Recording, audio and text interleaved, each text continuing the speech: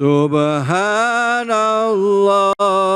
walhamdulillah wa la ilaha illallah wallahu akbar wa la haula wa la quwwata illa billahil aliyyil azim.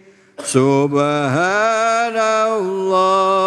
walhamdulillah wa la ilaha illallah wallahu akbar wa la haula wa la quwwata illa billahil aliyyil azim. Alhamdulillahirabbil alamin. Pemirsa Ain dimanapun saja berada, masih disiarkan secara langsung dari Masjid Al Mukhlisin Cinere Depok. Dan tadi kita sudah membahas begitu banyak bahwa kadangkala di dalam hidup kita tidak bisa menghindar dari musibah. Dan kadangkala musibah itu memang Allah berikan kepada kita sebagai wujud cintanya Allah kepada kita, kepingin kita semakin dekat kepada Allah. Tapi musibah ini juga bisa jadi sebagai teguran yang Allah berikan kepada kita. Nah, bagaimana kita menyikapi musibah ini, teman-teman? Musibah itu tidak hanya dalam bentuk kesulitan, tapi bahkan nikmat yang berlebihan pada saat kita masih melakukan maksiat, itu pun kadangkala bisa dianggap sebagai musibah. Yang disebutnya tadi adalah istidraj. Nah, sekarang silakan kalau masih menyisakan pertanyaan, siapa yang mau bertanya angkat tangannya.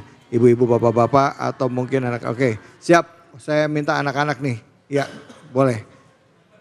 Namanya siapa? Pertanyaannya. Muhammad Dafa Ibnu Hafiz. Muhammad Dafa Ibnu Hafiz. Silakan pertanyaannya, Dafa. Assalamualaikum warahmatullahi wabarakatuh. Waalaikumsalam warahmatullahi wabarakatuh. Ustadz, saya sering dengar bahwa kesalahan dan perbuatan yang kita ketahui, yang bahwa kesalahan yang diperbuat orang tua kita bisa menjadi karma atau bisa menjadi musibah kita ke depannya. Apakah benar itu, Ustadz? Oh ya, oke. Makasih banyak, Dafa. Apakah kesalahan yang dilakukan orang-orang tua akan menjadi karma bagi anaknya gitu ya. Jadi dosa orang tua nanti anaknya yang nanggung. Apakah benar begitu di dunia? Di dunia ya gitu. Nah, silakan kesempatan pertama mungkin Ustadz Hilmi, silakan Ustadz Fadol. Alla taziru waziratun wizra ukhra. Itu bahwa seseorang yang berdosa tidak akan memikul dosa orang lainnya. Dek, tadi siapa namanya, Dek? Halo. Dafa. Siapa namanya? Dafa. Grogi ya sayang ya. Masya Allah, tapi keren Bu ya. Keren, ini anak-anak cinta pengajian nih. Dek, karma emang apa karma? Buat buka puasa ya? Oh, korma. Korma. Oh, salah, iya. Iya. Dalam Islam, Dek, nggak ada mengenal karma. Ya, tadi kata Allah kan orang tidak akan memikul dosa orang lainnya.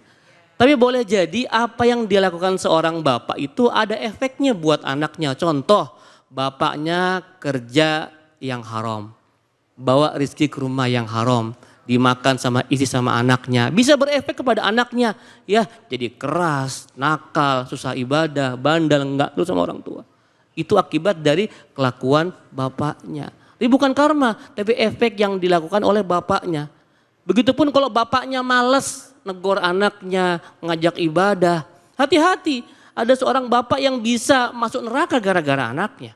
Ada seorang bapak yang mau masuk surga gara-gara rajin ibadah di dunia. Tadi interupsi sama anaknya, ya Rob, aku tidak mau bapakku masuk ke surga. Kenapa? Bapakmu ini ahli ibadah. Ya, memang dia ahli ibadah. Tapi selama di dunia dia sibuk ibadah sendiri.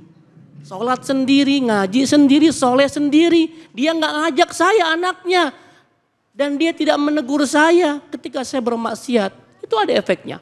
Ya, maka Bapak Ibu sekalian hati-hati. Ya, apapun yang Bapak Ibu kerjakan itu pasti ada efeknya buat keluarga kita.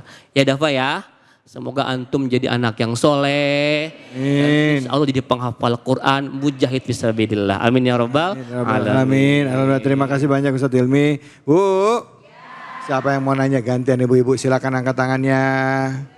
Belakang, depan, belakang, depan. Ya, ibu silakan. Ya baik, terima kasih Ibu. Oh belum ya. Assalamualaikum warahmatullahi wabarakatuh. Waalaikumsalam warahmatullahi wabarakatuh. Nama Ibu siapa? Nama saya Bulia Indriani. Ibu Lia. Indriani. Tinggal di mana Bu Lia Indriani? Cinere. Cinere. Dekat masjid sini? Kurang lebih dekat. Kurang lebih dekat. Nah, di sebelah mana rumahnya? Mau tahu banget, mau mampir apa gimana? Oh, tahu banget tahu. Bu Lia silakan pertanyaannya. Baik Pak Ustadz, izin bertanya. Kan Allah Subhanahu wa taala memberikan petunjuk kepada orang-orang yang beriman dan sabar. Petunjuk seperti apa itu Pak Ustadz? Dan bagaimana kita dapat mengetahuinya? Terima kasih atas jawabannya. Dari saya kurang lebih sekian. Billahi taufiq wal hidayah. Wassalamualaikum warahmatullahi wabarakatuh. Waalaikumsalam warahmatullahi wabarakatuh. Abi silakan, Abi bisa menjawab pertanyaannya. Ketika kita baca surah Al-Fatihah, kita membaca doa ihdinas siratal mustaqim. Kata ihdina di situ ada kata al-hidayah. Beri aku hidayah. Berupa apa? As-siratal mustaqim. Jalan yang lurus. Nah, para ulama tafsir ketika mereka membahas tentang siratal mustaqim, terutama Imam Ar-Razi ketika membahas rahasia susunan surah, kemudian Imam Ibnu Qayyim Al-Jauziyah, kemudian Imam Al-Biqai, itu mereka itu membahas. Ternyata jawaban dari pertanyaan ini ada di pembukaan surah Al-Baqarah. Dzalikal kitabu la raiba fi. Itulah Al-Quran yang tidak ada keraguan di dalamnya. Jadi kalau ibu ingin tahu nih, ya Allah beri aku hidayah jalan lurus. Apa bentuknya? Kalau ibu semakin dekat bersama Quran, berarti ibu sedang bersama hidayah. Kalau ibu setiap hari suka baca Quran, berarti ibu sedang bersama hidayah. Kalau ibu ikut apa kata Quran kerjakan, ibu kerjakan. Kata Quran jangan, ibu jangan. Maka berarti ibu sedang ikut hidayah. Itulah makna ihdinas siratal mustaqim. Lalu kemudian ketika ibu baca surah Yasin. Yasin wal Qur'anil Hakim innaka laminal mursalin ala siratim mustaqim. Perhatikan. Jadi ternyata di sini innaka laminal mursalin, sesungguhnya engkau adalah seorang rasul ala siratim mustaqim, di atas jalan yang lurus. Berarti siratal mustaqim yang Allah sebut hidayah di surat Al-Fatihah, maksudnya juga ikut rasul, mencontoh Rasulullah sallallahu alaihi wasallam. Jadi kalau ibu ingin tahu nih akhlak Nabi apa? Jawaban Ibunda Aisyah, kana khuluquhul Quran. Akhlak Nabi adalah Al-Quran.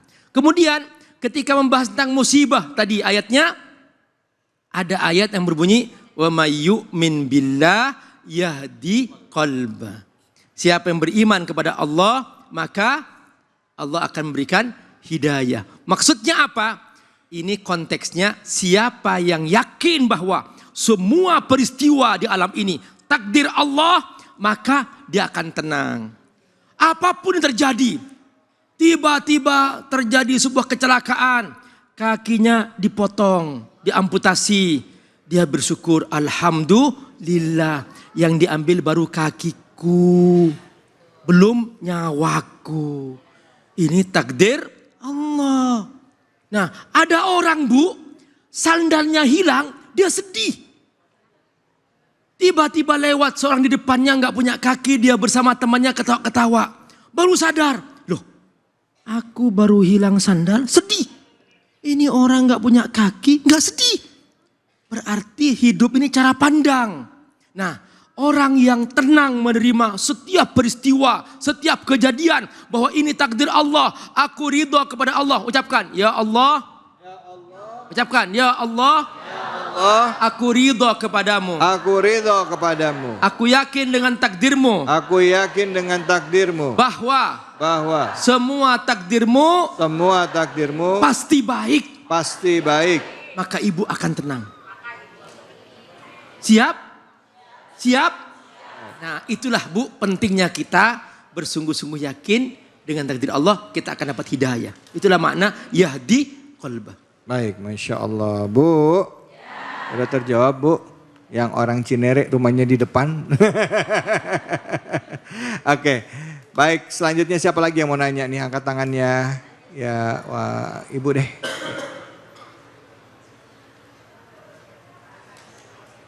Bismillahirrahmanirrahim. Assalamualaikum warahmatullahi wabarakatuh. Waalaikumsalam warahmatullahi wabarakatuh. Terkadang saya merasa ujian saya Nama sangat Bu, berat. Bu, nama. Nama. Nama saya Ibu Nur Aini dari Majlis Taklim Al Barokah Cinere. Oh, Bu Nur ini dekat masjid rumahnya. Ya. Oh, mana yang mana rumahnya? Belakang, Pak. Oh, belakang. Oh, Bapak ada di sini juga, Bapak? Suami di sini ada? Oh, nggak ada. Anak-anak? Anak-anak berapa orang? Kerawang, Pak. Tinggal. Ini kenapa jadi kayak sensus nanyanya? Saya mau nanya ini Ustadz gitu. Silakan Ibu nanya-nanya. Biar nggak tegang, Bu. Ya. Bu. Kadang saya Bu, merasa Bu. Biar nggak tegang Ibu main ngebut aja terkadang saya tarik napas dulu. Udah siap nanya belum? Udah, yuk bismillah yuk. Bismillahirrahmanirrahim. Terkadang saya merasa ujian di dalam kehidupan saya sangat berat. Ya, saya kadang putus asa, nggak bisa sanggup lagi menghadapinya. Yang ingin saya tanyakan, apa yang bisa saya lakukan agar pikiran-pikiran negatif tidak terbersit di benak saya? Nah. Terima kasih. Wassalamualaikum warahmatullahi wabarakatuh. Waalaikumsalam warahmatullahi wabarakatuh. Bu siapa namanya tadi? Bu Nur Aini.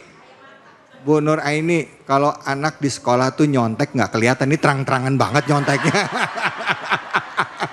Di sekolah nyontek di bawah nih. Oke, silakan. Mungkin Ustadz Hilmi, silakan. Fadal. Bu Nur. Sini nama Nur banyak banget ya. Konsep bercahaya semua ya Masya Allah ya. Amin ya. Wajar Bu. Ya, jangankan ibu ya, para nabi juga kadang-kadang ngeluh sama Allah, mata nasrullah, ya Allah kapan datang pertolonganmu ya Allah, ala inna nasrullahi qarib. Ya ketahuilah bos, sungguhnya pertolongan Allah itu dekat. Ya Bu ya, yang perlu kita garis bawahi, Allah tuh nggak pernah menguji kita di luar batas kemampuan. La yukallifullahu nafsan illa wus'aha. Itu pada hafal semua ayatnya. Ya Bu ya, jadi ujian itu pasti Bu.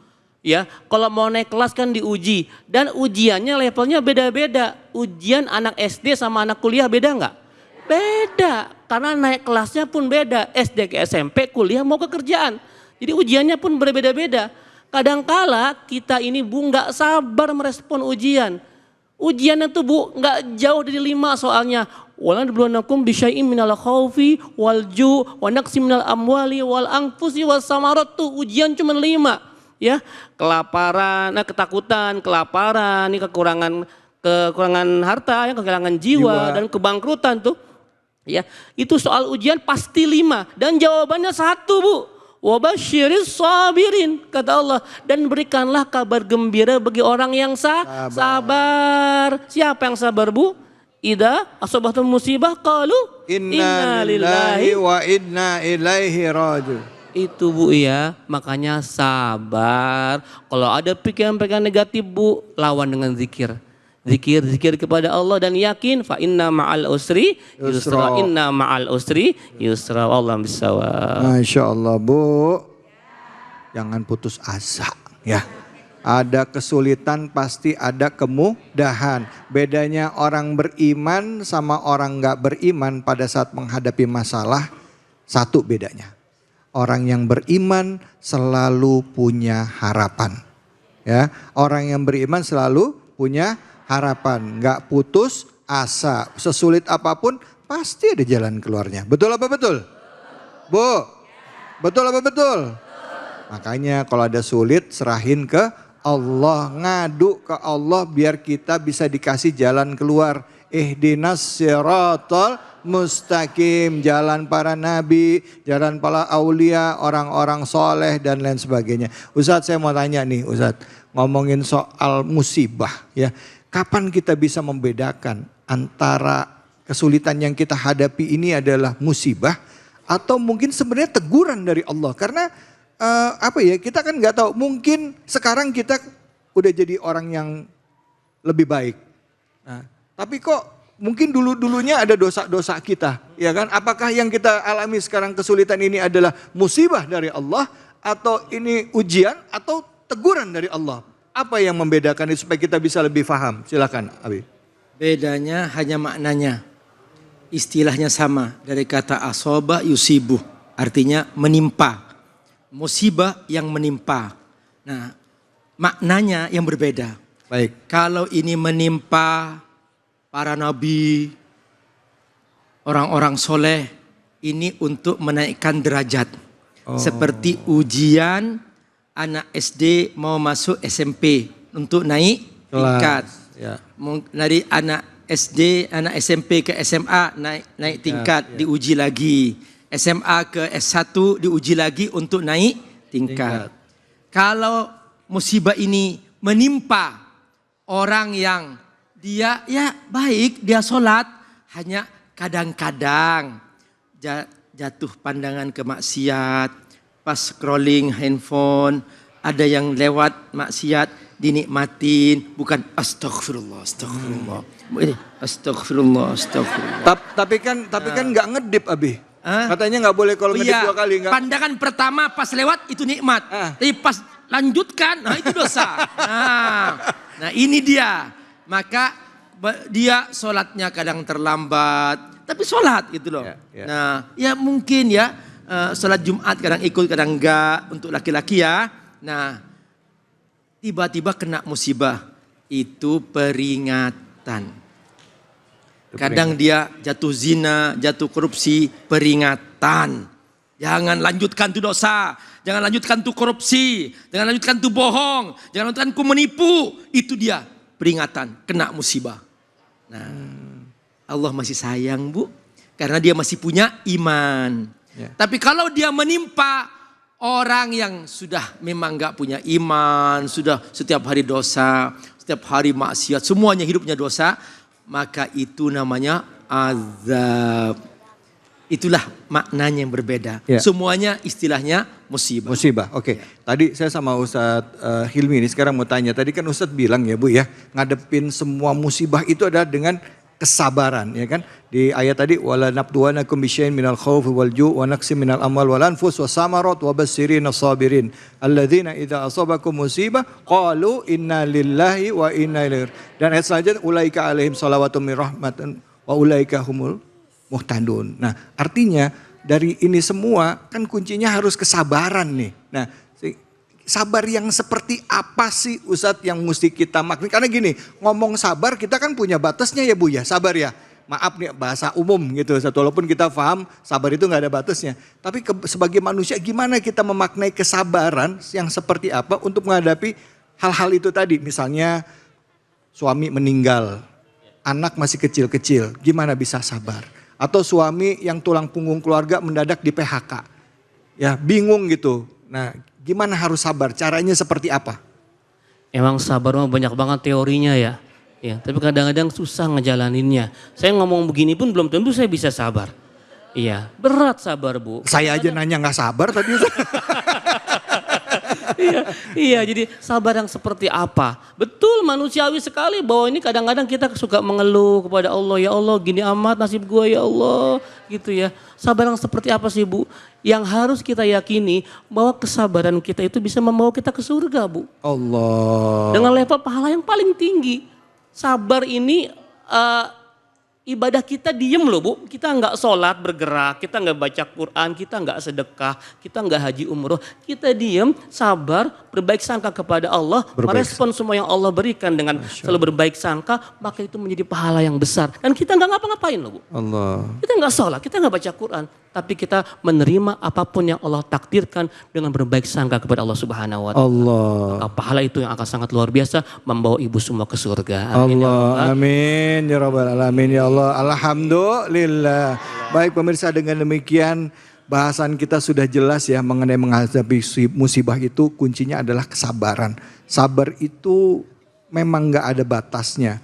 Nggak mudah buat kita menjalani tapi bisa ya, makanya Allah kasih petunjuk. Di antaranya tadi yang disampaikan oleh guru-guru kita adalah kunci kesabaran ada belajar untuk menerima apa yang Allah berikan kepada kita semua. Baik, di penghujung acara ini supaya semakin lebih berkah, mari kita berdoa bersama semoga Allah angkat kesulitan kita, Allah jadikan kita hamba-hambanya yang taat dan senantiasa memperbaiki diri. Untuk itu kami persilakan kepada Abi Amir untuk memimpin doa kesempatan kali ini. Bismillahirrahmanirrahim. Hamdan syakirin, hamdan na'imin, hamdan yuwafi na'amahu wa yukafi'u mazidah. Amin. Ya Rabbana lakal hamdu kama yanbaghi li jalali wajhikal karim wa 'azimi sultanik. La ilaha illallahul halimul karim. La ilaha illallahul aliyyul azim. La ilaha illallah rabbus samawati sab'i rabbul arsyil karim. Ya Allah, beri kami kesabaran dalam mentaati-Mu ya Allah. Beri kami kesabaran dalam menjauhi maksiat-maksiat kepada-Mu ya Allah.